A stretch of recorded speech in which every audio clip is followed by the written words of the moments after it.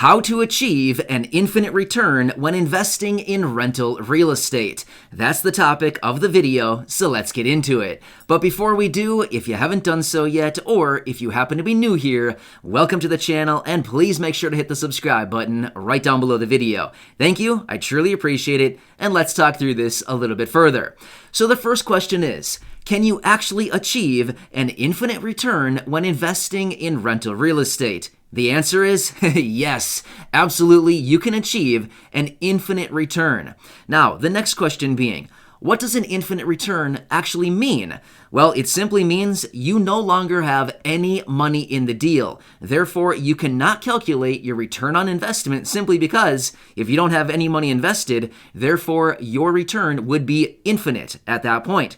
Sounds pretty amazing, right? You own an asset that pays you cash flow month over month, but yet you have zero money in the deal. Therefore, that is where the infinite return actually comes from. So, how do you actually achieve this?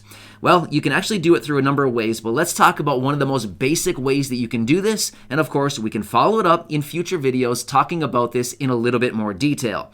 So let's talk about this. Most people buy rental real estate by going out to a bank, getting a mortgage, probably putting down anywhere between 20, 25, maybe even 30% on the rental property. That's their down payment. Then they take possession of the property, they have a mortgage on it, and they just ride off into the sunset and live happily ever after, paying the mortgage, collecting the rent, covering all the utilities and all the other expenses, and then their life goes on. That's typically how most people do it, and then maybe 30 years later, the property is paid off. Okay, that's one strategy. You can certainly do that if you wanted to do that. However, you still have all your money tied up in the property. But if you want, you can also achieve that infinite return by implementing some other strategies. Let's talk through this a little further now. So here's what you can do. Once again, you can implement the acquisition of a property in any way that you desire. You can go out and get a mortgage, you can get private lending, you can get hard money, you can pay cash if you want, whatever you decide. It does not really matter how you take possession of that property initially. But here's the strategy. Going forward, maybe you do some improvements to the property. Maybe you, who knows what? I mean, seriously, who knows what you could do to it? Maybe you remodel the inside. Maybe you do something to increase the value of that property. Maybe you place tenants after you've improved the property and you jack up the rents. That's an option too. Or maybe you do something and you just buy the property, and over time, maybe it's in a really hot real estate market, therefore it is appreciating very, very quickly.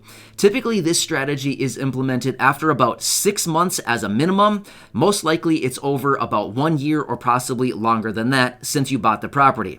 But essentially, here's what happens. Over the course of maybe 6 months, like I said, a minimum of 6 months, more like a year or possibly more than that, the property appreciates in value.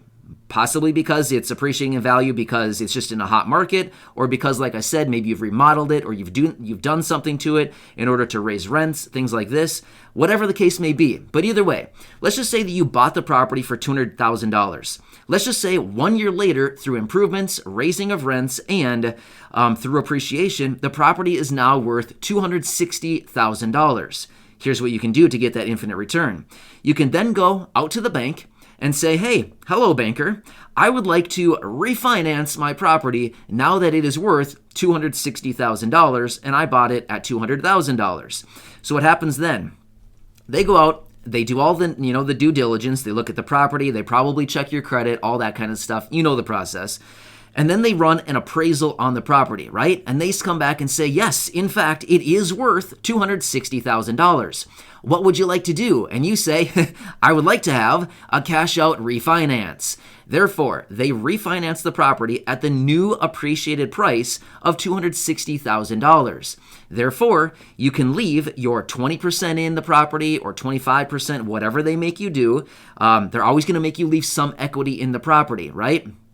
So maybe they have you leave, let's just say 20% in the property, which would be what? $52,000? So let's say they reappraise the property at $260,000. They make you leave $52,000 in the property as, equity in, and all of a sudden you walk away with 260 minus 52,000 would be $208,000, right? So you get to walk away with all of your initial money. You have now pulled out all of your money, and you're basically playing with the house's money at that point. In other words, like you're at a casino, right? You're playing with the house's money. You no longer have any money in the deal.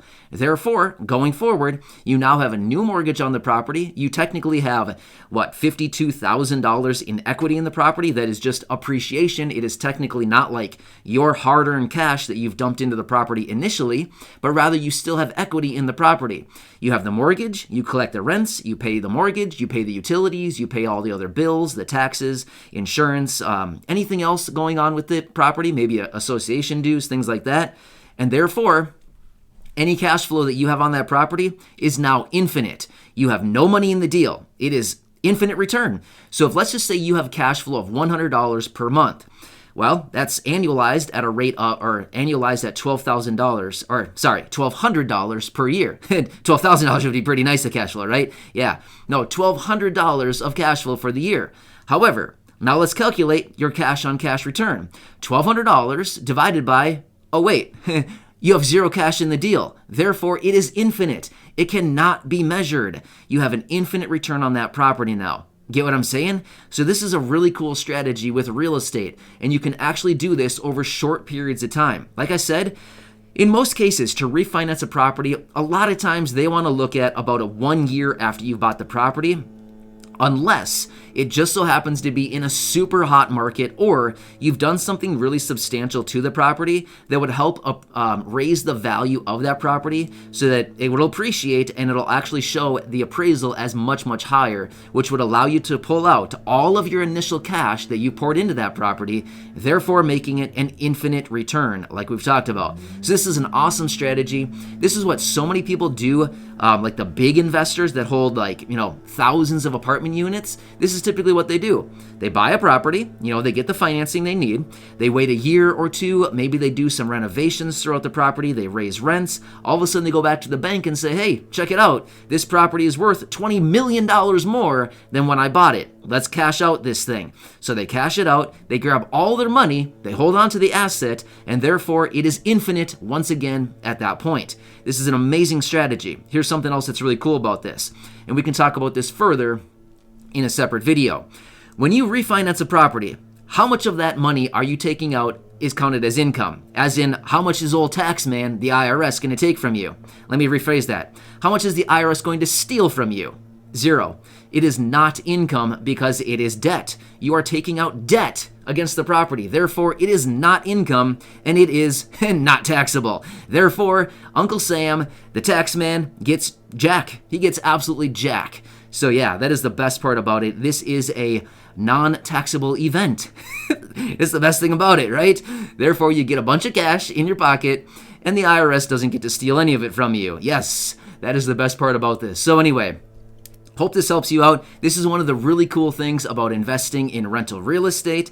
You can really snowball and kind of really build wealth really, really quickly doing strategies like this, the cash out refi, after you've owned a property for a little while, because guess what? You can take that cash and roll it right back into another property, right? So yeah, pretty awesome, right? Anyway, hope this helps you out. I hope it gets you thinking a little bit about the infinite return when it comes to rental real estate. Enjoy your day. Thanks again for watching this. Make sure to hit that subscribe button right down below the video. Go back and check out any of my other videos here on the channel. I have a couple thousand videos right here. Yeah, a lot going on. So thanks again for your support, and I'll see you in the next video.